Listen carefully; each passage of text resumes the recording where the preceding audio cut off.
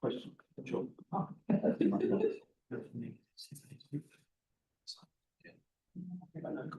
They start me.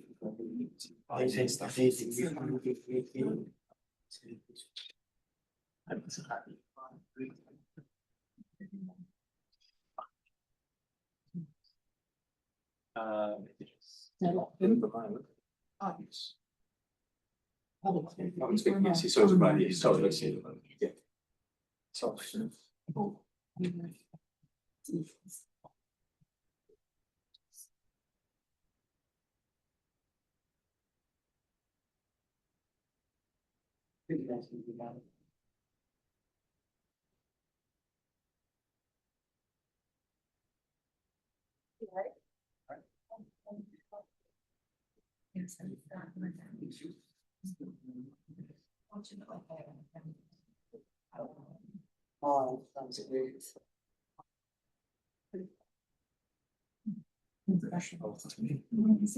Feverish time. Very. Yeah, no. Tough.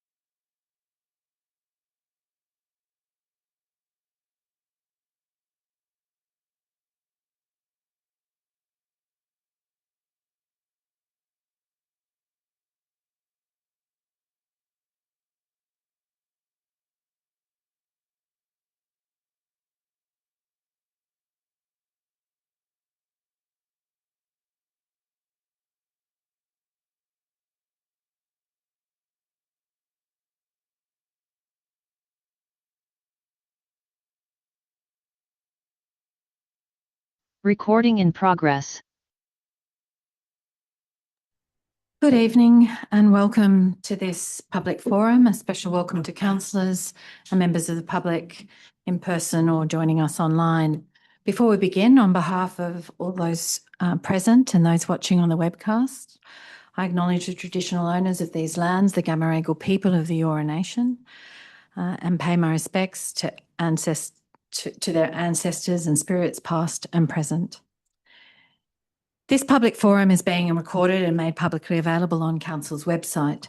Those present should refrain from making any defamatory statements. By attending the public forum, you are giving consent to your image and voice being webcast. Councillors, council staff and members of the public must ensure that mobile phones are turned to silent during meetings of the council. Councillors who need to use their phone to text, talk or engage in social media activity must leave the chamber to do so. A person must not live stream or use an audio recorder, video camera, mobile phone or any other device to make a recording of the proceedings of a meeting of the council without the prior authorisation of the council. So councillors, that brings us to the first and only registered speaker for this evening. That is in relation to item 9.5, North Sydney Development Control Plan 2025, Electrification of Residential Development Post-Exhibition Report. And that is Dr. Ben Ewald, who has joined us remotely. Dr. Ewald, if you could unmute yourself and then address How's the that council. audio? Thank you. It is good. If you could address the council. Hi there. Good day. Yeah, my name's Dr. Ben Ewald. I'm a GP in Newcastle. I'm here as a member of Doctors for the Environment Australia, and I also have a PhD in epidemiology. So I had a parallel kind of career as an academic teaching public health in the University here in Newcastle. Can I just check how long I have to speak? You have, as of now, 2 minutes and 33 seconds. Goodness. All right. Okay. Well, I'm can inform the council about the recently developed science showing that there are adverse health effects from living in a house with a gas stove due to the combustion products that come from those appliances. So for gas stoves, we mostly worry about nitrogen dioxide. This is a respiratory irritant and will cause various kinds of lung disease, most notably asthma in children. The other pollutant of concern coming out of gas appliances is carbon monoxide, which tends to be more of a problem with heaters rather than stoves, and is a problem if the heater hasn't been maintained properly. So it's poorly maintained heaters can become a carbon monoxide risk. Carbon monoxide is a nasty toxin. It can be fatal if you're exposed to adequate levels for an hour or two. There's also a spectrum of less severe non-fatal disease from carbon monoxide that's not so well noticed. It often causes headaches and flu-like symptoms in milder situations. The responses to these indoor pollutants, firstly, when using a gas stove, open the window, turn on a range hood if it's ducted outside the building, reduce the use of the stove, but of course the best one is to replace the stove with something that doesn't use gas, and induction stoves are so good now that that's an easy choice.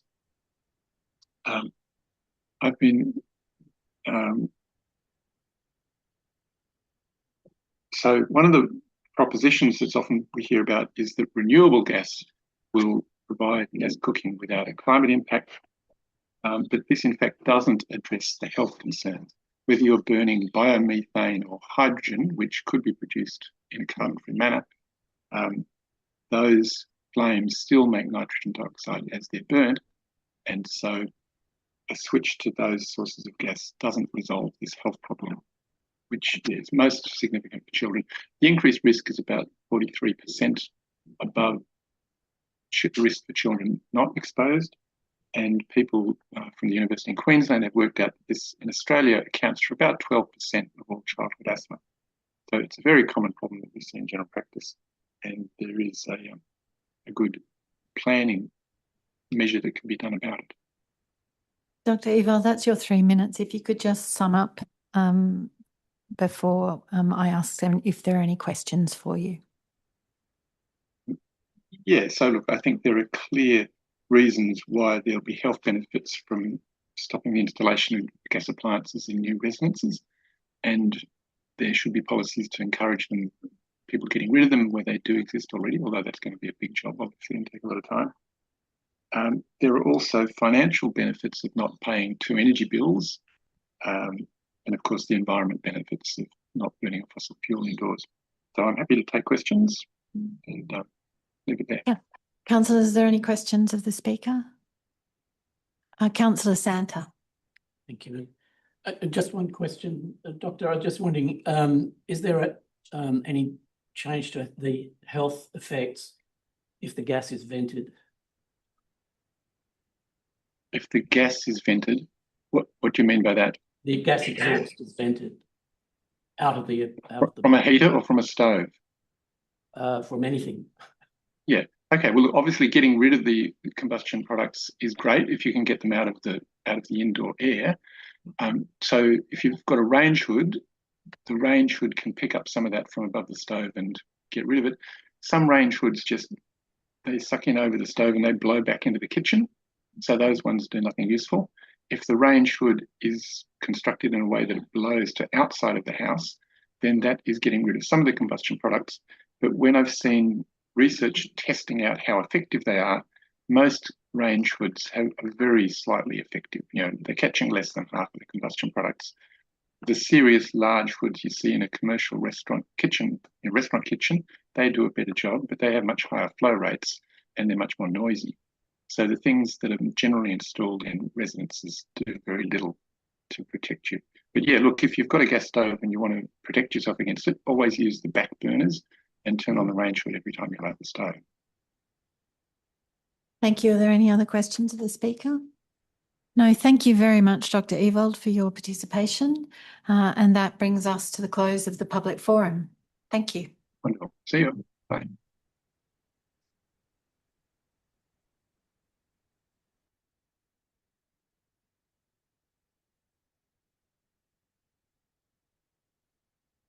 Recording stopped.